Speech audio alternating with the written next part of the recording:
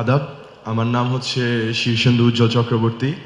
আমার প্রশ্নটা হচ্ছে যে প্রিভিয়াসলি একজন বলেছেন যে আপনারা একটি ইসলামিক বেসড পলিটিক্যাল পার্টি।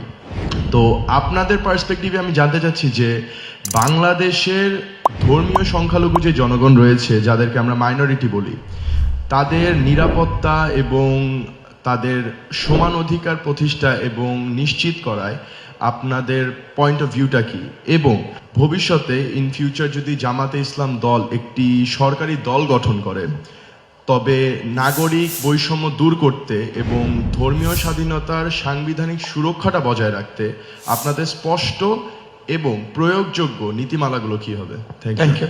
উনি একটা কনসার্ন এক্সপ্রেস করেছেন যে বাংলাদেশে মুসলমানরা হলো সংখ্যায় মেজরিটি, যদি আমরা ধর্মের দিক থেকে বিবেচনায় নেই। এখানে আরও অন্যান্য ধর্মের লোকেরা আছে যাদেরকে উনি বলেছেন যে বলা হয় মাইনরিটি। প্রথম কথা হলো আমরা কোনো মেজরিটি মাইনরিটি স্বীকার করি না। আমরা বলি যে under our proud constitution every citizen who borns here and who lives here everyone will enjoy equal rights. ধর্মের ভিত্তিতে রাইটস নির্ধারণ হবে না, নাগরিকত্বের ভিত্তিতে রাইটস নির্ধারণ হবে, নাম্বার ওয়ান।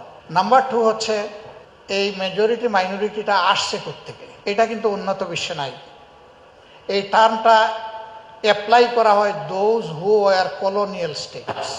সাম্রাজ্যবাদের অধীনে যে দেশগুলা ছিল, যেগুলাকে কলোনি রাষ্ট্র বলা হয়, we are one of them. এই ধরনের দেশে এগুলাকে জিয়ে রাখা হয়েছে।